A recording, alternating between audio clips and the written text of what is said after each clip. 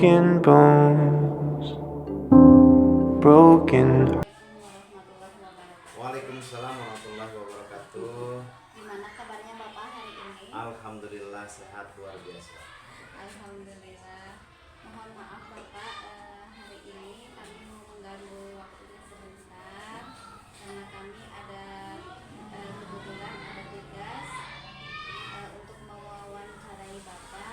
Adapun tujuan kami pada hari ini yaitu melaksanakan modul 3.1 tentang pengambilan keputusan, yaitu tentang dilema etika dan rujukan moral. Silakan Bu Santi untuk pertanyaannya.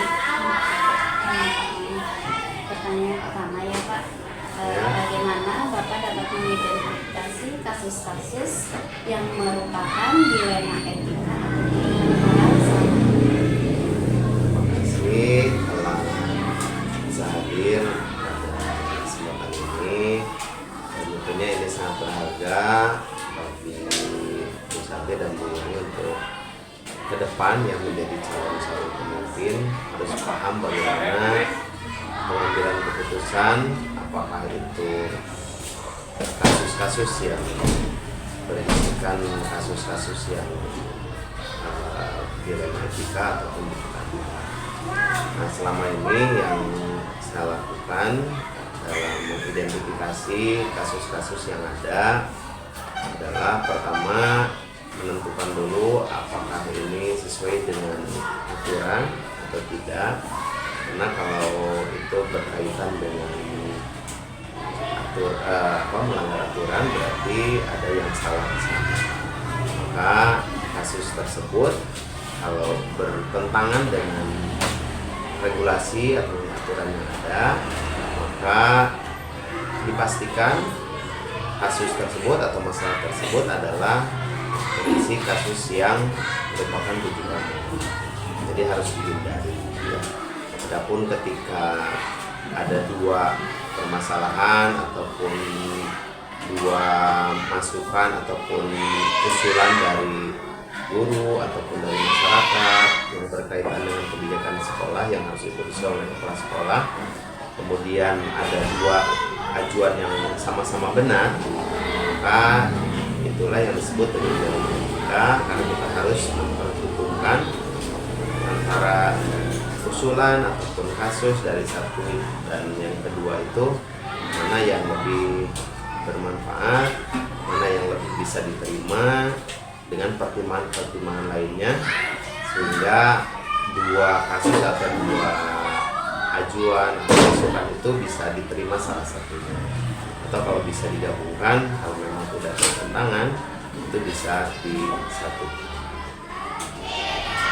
Dan untuk pertanyaan selanjutnya yaitu Bapak, selama ini ya Pak, bagaimana Bapak menjalankan di sekolah, terutama untuk kasus-kasus di mana ada dua kepentingan yang sama-sama benar atau sama-sama mengandung nilai kebajikan?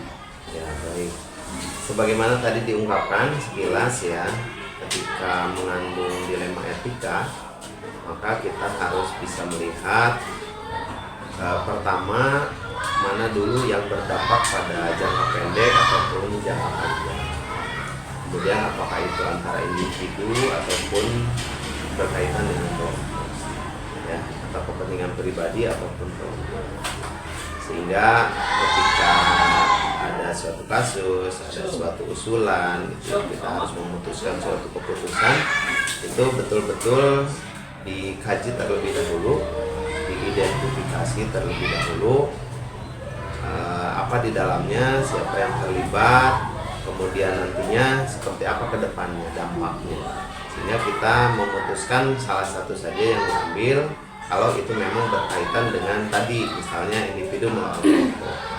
Ini ada usulan misalnya dari sekelompok orang tentang seseorang misalnya, tapi seperti apa di dalamnya dikaji terlebih dahulu. Ya. Tadi yang di awal apakah itu berkaitan dengan jangka pendek atau jangka panjang misalnya, nah, kita harus melihat misalnya ada suatu usulan program ya, ada dua program yang diusulkan di semester ini misalnya, atau di bulan ini, Kemudian kita lihat mana yang lebih urgen untuk dilaksanakan terlebih dahulu, ya. Jadi keputusan-keputusan kita betul-betul harus bisa lebih baik, ya, dianggap lebih lebih bisa bermanfaat gitu ya. Dengan dasar pertama memang harus berpihak pada murid, ya, kalau di sekolah. Kalau saya sebagai kepala sekolah, apapun yang diusulkan, apapun yang kasus yang terjadi misalnya, maka pertama dasarnya adalah berpihak kepada murid. Kedua, harus mengandung kebajikan universal. Ya, kemudian ketiga, harus memang diputuskan secara bertahap. Jangan sampai ya Pak, nanti seseorang dirugikan ya Pak. Ya, Baik Pak, dari jawaban tadi, langkah atau prosedur apa yang biasa Bapak lakukan selama ini? baik. Kalau berkaitan dengan langkah atau prosedur, yang pertama memang ketika ada suatu kasus atau permasalahan, pasti kita harus mengidentifikasi dulu. Mengidentifikasi masalah atau kasus tersebut gitu ya. Siapa saja yang terlibat, kemudian apa penyebabnya, kemudian sampai terjadi seperti itu disebabkan oleh hal lain dari dalam diri seseorang atau memang itu dari luar gitu ya. Sehingga kita betul-betul bisa nantinya memutuskan secara bijak, ya. Yang selama ini selain mengidentifikasi itu kita harus melakukan diskusi dengan pihak-pihak terkait, ya. Baik dari yang melaporkan misalnya kalau ada kasus, kemudian orang-orang yang terlibat di dalam kasus atau masalah tersebut gitu ya, kita panggil, kita ajak bicara, kita diskusikan, sehingga nantinya betul-betul kasus itu bisa diputuskan oleh saya sebagai pemimpin pengajar di sekolah, itu bisa sebijak mungkin. Ya, yang kami tahu ada di modul bahwa ada 9 langkah yang harus kita lakukan untuk pengambilan keputusan ya Bu Santi. Ya. Dan untuk selanjutnya ya Pak, Bapak juga sudah mengambil langkah tersebut ya. Dan selanjutnya hal-hal apa saja yang selama ini Bapak anggap efektif dalam pengambilan keputusan pada kasus-kasus dilema etika gitu Pak?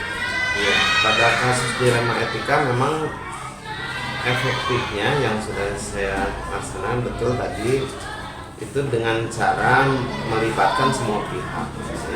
Jadi tidak hanya diambil langsung keputusan oleh saya sendiri, tapi betul-betul berdasarkan kajian. Misalnya ada suatu kasus setelah kita mengidentifikasi memenuhi orang terkait gitu ya.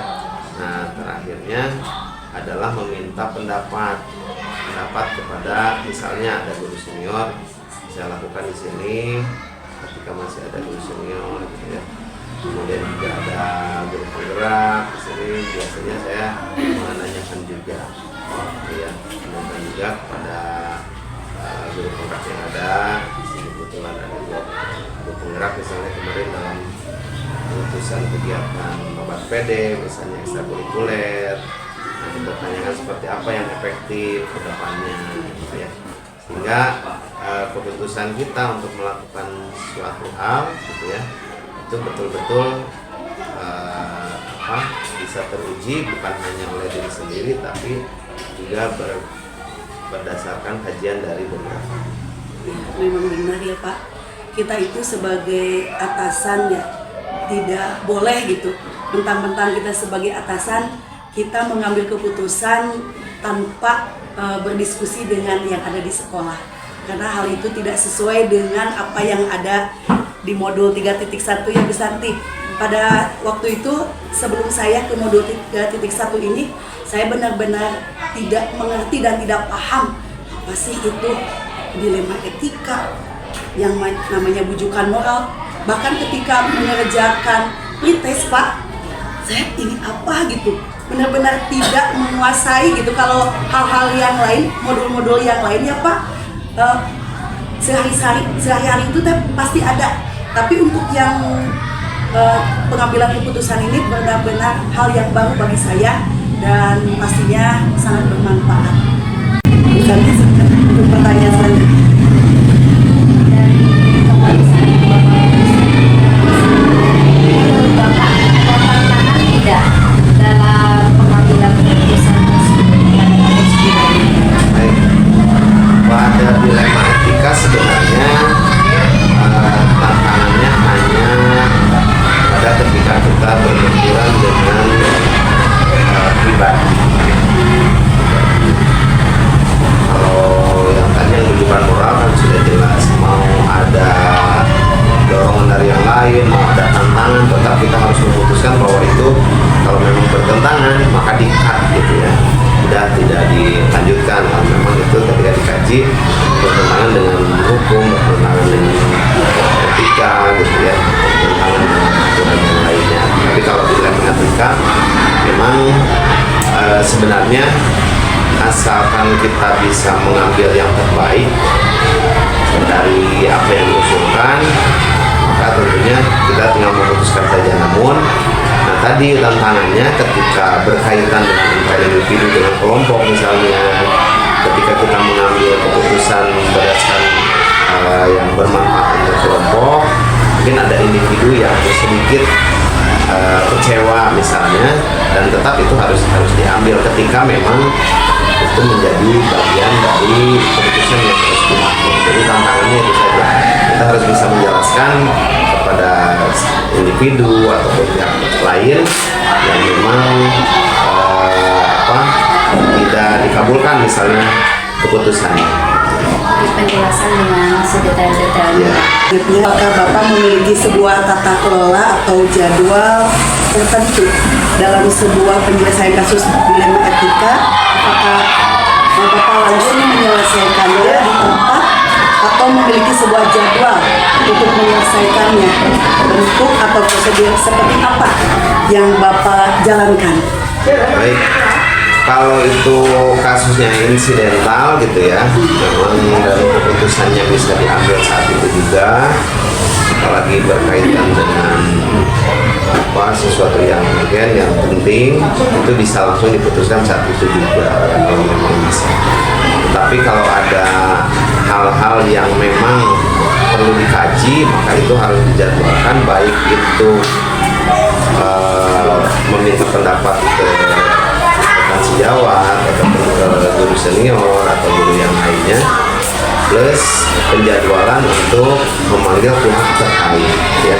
Kalau memang itu harus didiskusikan dengan komite, maka betul-betul harus dijadwal dengan sebaik-baiknya, karena biasanya berkaitan dengan waktu komite kapan bisa bertemu, orang tua murid kapan bisa dipanggil gitu ya, bisa bertemu berdiskusi.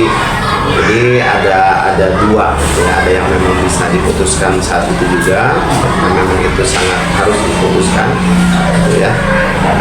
Misalnya gitu ya, tiba-tiba harus ada yang mengikuti Zoom nih misalnya, tanpa harus, karena ada kebijakan seperti apa, padahal semua harus mengajar, maka kita harus saat itu juga memutuskan tanpa harus berdiskusi lama misalnya ya. Tetapi kalau memang kasusnya itu menyangkut banyak orang, kemudian memutuskannya juga tidak bisa instan, maka perlu dibuat jadwal terlebih dahulu, kapan kita berdiskusi, kapan kita bertanya kepada orang lain, bertanya kepada tokoh lain ya, kepada rekan sejawat, sampai akhirnya kita bisa memutuskan.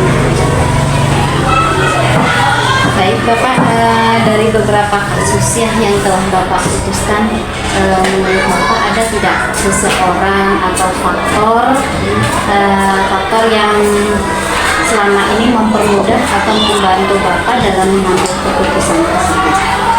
Ya baik, yang mempermudah biasanya ketika memang mentok, berarti kita harus berdiskusi dengan atasan kita ya. Di antaranya selain kepala dinas juga ada pengawas. Itu adalah bagian dari orang-orang yang bisa membantu mempermudah apa yang perlu kita putuskan sebelum kita ketok palu gitu ya. Sebelum kita ketok palu, misalnya dalam memutuskan hal-hal lain ketika kita harus menerima pegawai, misalnya ada kekosongan gitu ya. Ada yang melamar menjadi guru ke sini, kan itu perlu kajian misalnya. Kita tidak bisa memutuskan sebelum mengkaji dan kemudian juga bertanya kepada atasan di atas kita. Nah, hal itu memang yang selama ini membantu adalah diantaranya pengawas, kemudian guru senior yang bisa mempermudah dalam pengambilan keputusan. Ternyata tidak semudah membalikan tangan ya Bu Santi. Menjadi seorang pemimpin itu banyak sekali yang harus kita ketahui gitu, ilmu-ilmunya dan segala sesuatunya. Saya menganggap bahwa jadi kepala sekolah itu enak saja, tinggal duduk manis gitu ya, tanpa banyak problema-problema yang ada. Ternyata setelah dari diberitahu sama Bapak seperti itu, ternyata harus benar-benar kita harus belajar menjadi seorang pemimpin, harus benar-benar mempelajari modul ini dengan seksama ya Bu Santi. Dan dari semua ya Pak yang telah Bapak sampaikan, pembelajaran apa dari dilema etika ini yang menurut Bapak menjadi sebuah pembelajaran untuk Bapak begitu Pak? Baik, dari wawancara ini luar biasa, ini juga menggali kembali, mengingatkan kembali kepada saya untuk betul-betul memutuskan secara bijak dan sesuai dengan dasar prinsip juga dengan paradigma dalam pengambilan keputusan, sehingga langkah, kalau tadi ada 9 langkah misalnya, kita memang tidak harus secara runut dari 1 sampai 9, tapi kalau sudah terbiasa memang kita bisa mengambilnya dan sudah bisa membayangkan ya poin yang mana yang harus dijalankan ya. Dan dengan diskusi ini mudah-mudahan saya sendiri sebagai kepala sekolah teringatkan kembali gitu ya, bagaimana harus mengambil keputusan, dan mudah-mudahan ini juga menjadi pembelajaran bagi Bu Santi dan Bu Yeni bagaimana ke depan sebagai calon pemimpin pembelajaran yang memang harus memutuskan sebuah keputusan yang bijak gitu ya, dengan 3 dasar minimal: berpihak pada murid, kemudian membangun kebajikan universal, dan juga bertanggung jawab. Itu mungkin Bu Yeni. Baik Bapak, semua pertanyaan sudah alhamdulillah sudah dijawab semua. Ternyata memang tidak semudah apa yang dibayangkan kami menjadi sekolah. Mudah-mudahan ini menjadi pelajaran yang paling berharga bagi kami, dan kedepannya untuk menjadi pemimpin pembelajaran, mudah-mudahan kami bisa menerapkan apa yang sudah menjadi pengalaman dan pembelajaran kami. Baik Bapak, terima kasih atas waktunya. Mohon maaf apabila waktunya terganggu. Sama-sama. Terima kasih. Assalamualaikum warahmatullahi wabarakatuh. Assalamualaikum.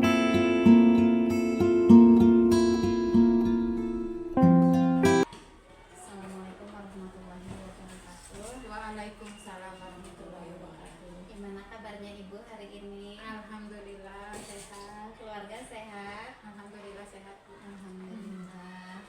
Mohon maaf Ibu, hari ini kami mengganggu waktunya. Kebetulan kami ada tugas untuk mewawancarai kepala sekolah. Nah, di sini tugas kami tujuannya Ya, dalam kesempatan kali ini Bu, kami akan melaksanakan modul 3.1, yaitu pengambilan keputusan berbasis nilai-nilai kebajikan sebagai pemimpin. Yaitu kami akan mewawancarai Ibu tentang kasus di sekolah Ibu, yaitu tentang dilema etika dan rujukan moral. Dan untuk pertanyaan pada kesempatan ini ada 8 pertanyaan ya Bu Santi. Silakan Bu Santi untuk pertanyaan pertama. Baik Ibu, untuk pertanyaan yang pertama, bagaimana Ibu dapat mengidentifikasi kasus yang merupakan dilema etika atau rujukan moral selama ini? Jadi kita itu mengidentifikasi kasus-kasus, apakah kasus tersebut merupakan dilema etika ataukah rujukan moral ya. Tentunya kita teliti dulu dari awal sebab akar masalahnya seperti apa, kemudian kita kumpulkan bukti-bukti tentang masalah tersebut, baru kita bisa menyimpulkan apakah masalah tersebut termasuk pada dilema etika ataukah rujukan moral seperti itu. Jadi tidak langsung kita berarti ini termasuk dilema etika atau ini termasuk rujukan moral, tapi kita harus teliti dulu akar permasalahannya seperti apa dan bukti-bukti yang adanya apa saja seperti itu. Jadi serinci mungkin ya Bu ya. Iya. Karena dilema etika itu ya Bu Santi di modul 3.1 ketika ada suatu kasus benar dan benar termasuk dilema etika, dan ketika benar dan salah itu termasuk rujukan moral ya Bu ya.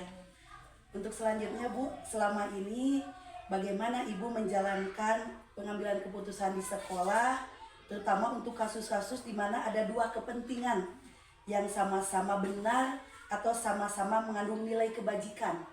Ya, tentunya dalam mengambil keputusan hal yang serupa ya, dua-duanya betul-betul sama-sama benar, kemudian sama-sama kepentingannya juga sama gitu. Jadi kita harus bisa menimbang, memilih mana keputusan atau masalah apa yang harus kita ambil dari suatu permasalahan. Kita ambil mana yang betul-betul madaratnya sedikit tapi manfaatnya banyak gitu. Jadi ditimbang-timbang dulu, tidak harus langsung memutuskan sesuatu hal tanpa pertimbangan. Nah, kami di sini kalau di sekolah saya ini alhamdulillah saya selalu mengutamakan musyawarah untuk mufakat gitu. Jadi semua permasalahan tidak saya langsung yang memutuskan, tapi saya selalu bermusyawarah dengan rekan guru lainnya gitu. Yuk nih, ternyata kita menghadapi dua masalah, harus bagaimana cara mengatasinya atau solusinya, kemudian harus kita putuskan seperti apa langkahnya.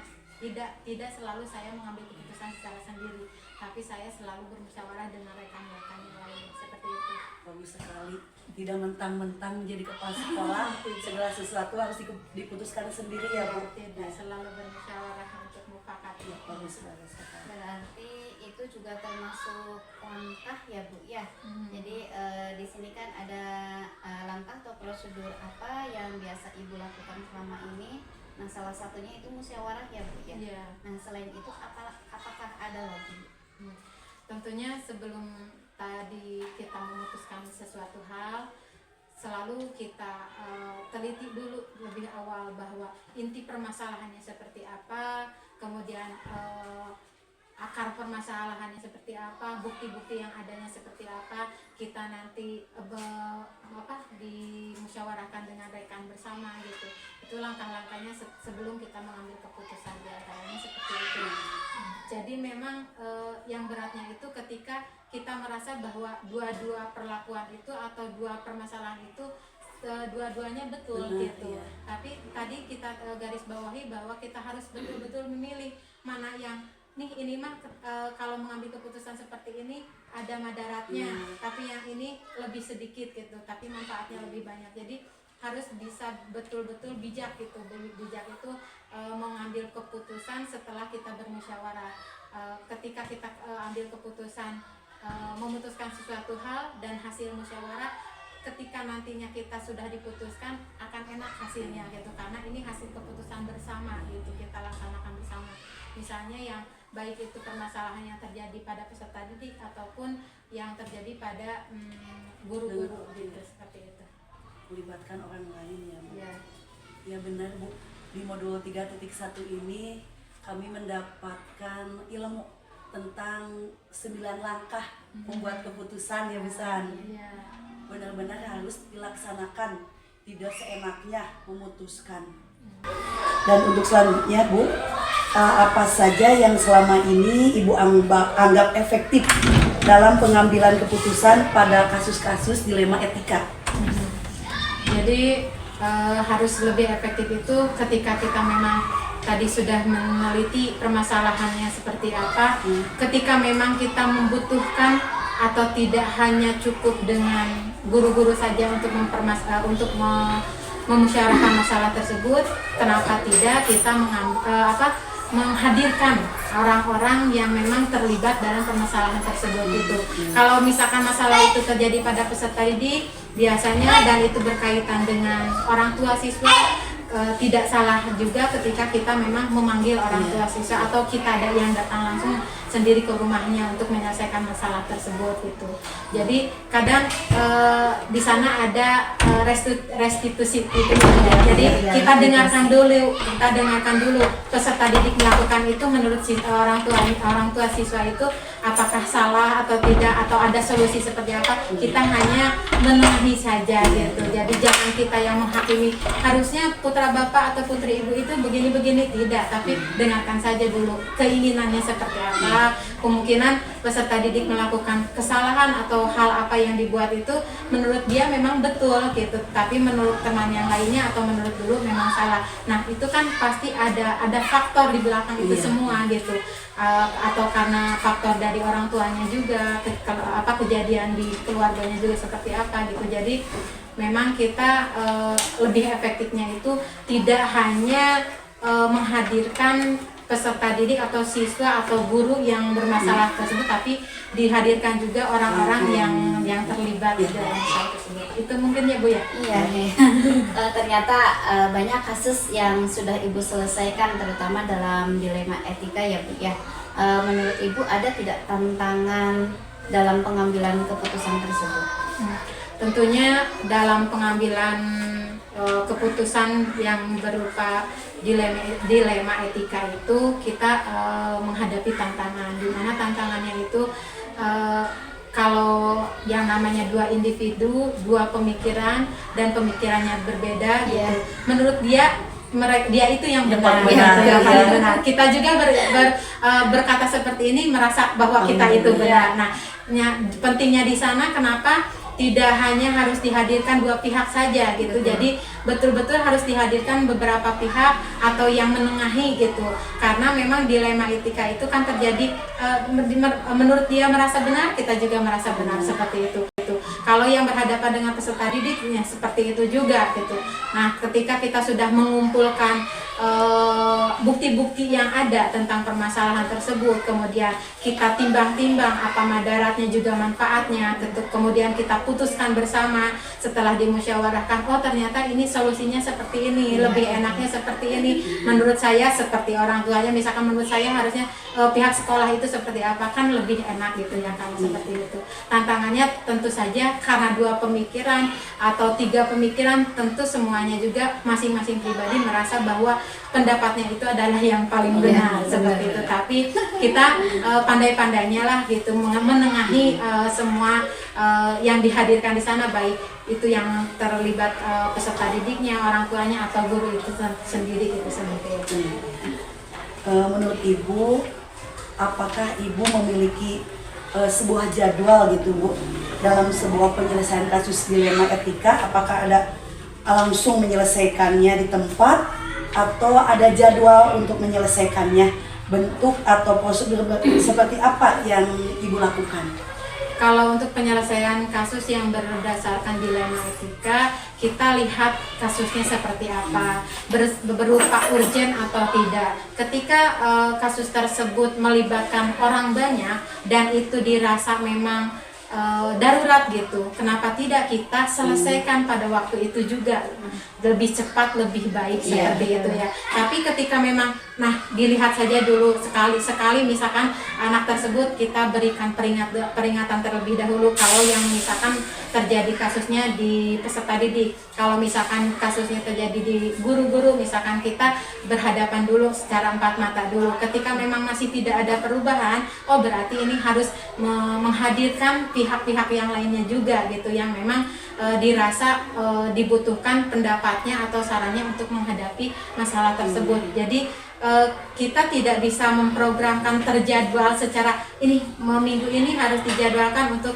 penanganan kasus seperti ini. Tidak, jadi dilihat dulu kasusnya seperti apa gitu. Jadi fleksibel kalau masalah jadwal. Tapi kenapa tidak semua permasalahan itu diselesaikan secara cepat lebih baik gitu, lebih cepat lebih baik seperti itu mungkin. Jadi tidak harus ada terinci jadwalnya seperti apa, karena kita lihat juga kan kasusnya seperti apa ya gitu. Setiap hari kasusnya berbeda-beda. Berbeda-beda. Kalau kasusnya dirasa urgent, enjing mah eta mah besok aja ditanganinya, kan tidak bisa seperti itu ya. Jadi dilihat nih kasusnya seperti apa gitu. Mungkin seperti itu. Dari banyak kasus dilema etika yang sudah Ibu tanganin, ada tidak seseorang atau faktor yang memang sangat membantu Ibu dalam menyelesaikan kasus-kasus tersebut? Alhamdulillah ya, selama ini, selama menangani kasus-kasus yang terjadi di sekolah kami ini, tentunya karena saya pun punya atasan gitu ya, saya selalu berkomunikasi dengan pengawas gitu ketika saya menghadapi permasalahan seperti ini nih, alangkah baiknya seperti apa. Jadi ketika saya sudah mencoba menyelesaikan masalah itu dengan rekan guru yang lainnya, ternyata dirasa masih solusinya masih belum tepat gitu, kemudian misalkan masih juga terjadi ada kasus atau permasalahan, nah kenapa tidak kita berkomunikasi dengan pengawas. Alhamdulillah kalau yang sudah kemarin kami baru saja menyelesaikan. Di antaranya ada siswa yang sudah kelas 6 tapi di data Dapodik masih residu gitu, seperti itu. Itu tentunya melibatkan orang tua juga. Saya berkomunikasi dengan pengawas, akhirnya pengawas pun membantu karena sekarang Dapodik ngeling dengan Capilduk. Saya langsung, kebetulan Pak Pengawas ada saudaranya di Capilduk, jadi lebih enak lagi ditangani, lebih sigap gitu, lebih cepat lagi. Alhamdulillah dari 7 permasalahan hanya tinggal 2 permasalahan lagi gitu. Jadi tetap seperti tadi, jadwalnya itu tidak bisa ditentukan, jadi dilihat apakah hal ini harus diselesaikan secepat mungkin atau tidak, ada yang boleh besok lagi, kemudian dilihatlah seperti apa kasusnya. Alhamdulillah setelah saya berkomunikasi dengan pengawas, dirasakan memang memperingan atau mempermudah saya dalam memutuskan sesuatu gitu. Jadi ada saran juga dari atasan saya, Ibu baiknya seperti ini gitu, Ibu jangan dulu melakukan hal ini, misalkan seperti itu. Itu mungkin. Memang benar yang namanya kolaborasi itu dapat menyelesaikan yang membantu permasalahan itu jadi lebih ringan. Ketika permasalahan ditangani sendiri itu terasa bagaimana berat sekali, kepikiran sampai tidak bisa tidur ya Bu.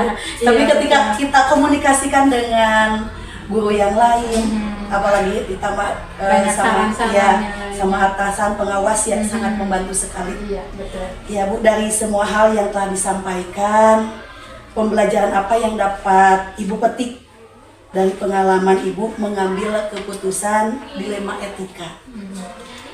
Tentunya banyak sekali pelajaran yang saya ambil hikmahnya, di mana karena dilema etika itu keduanya betul-betul ini benar dan itu benar, ya kita kesulitan untuk memutuskan sesuatu. Kemudian beda halnya dengan bujukan moral, itu kadang kita merasa benar karena adanya tekanan dari satu pihak, seperti itu.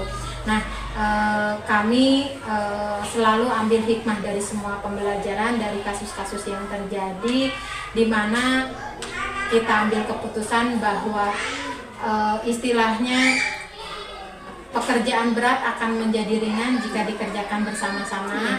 Ya, selalu bermusyawarah untuk mencapai mufakat, dan kita selaku tim atau organisasi, tentunya kita guru ada atasannya, kemudian kepala sekolah juga ada atasan, ada pengawas, ada kepala dinas.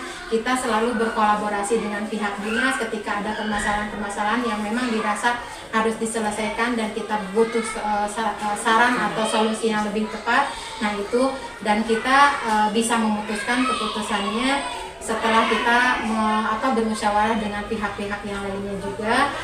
Jadi saya selalu mengambil keputusan bahwa keputusan yang diambil di saat yang tepat dan waktu yang tepat, maka insya Allah akan menghasilkan sesuatu yang baik itu dan akan mencapai kesuksesan kesananya. Amin. Amin. Amin ya rabbal alamin. Mungkin itu hikmahnya. Iya, Jadi iya. tidak selalu saya putuskan sesuatu hal itu berdasarkan sendiri. Ah, da cek abi kayak kieu. Tidak seperti itu. Bagus Jadi sekali. saya selalu melibatkan rekan-rekan yang lainnya, juga atasan saya seperti itu. Alhamdulillah Ibu, pertanyaan dari ke-1 sampai ke-8 sudah selesai. Kami sudah mengambil kesimpulan dari apa yang kami tanyakan dan kami juga sudah mempunyai jawaban yang sangat memuaskan. Ternyata memang selama ini Ibu sudah memimpin dengan sangat bijak, dengan berbagai pertimbangan, dan setiap permasalahan diselesaikan dengan secara bermusyawarah dan banyak pihak yang membantu.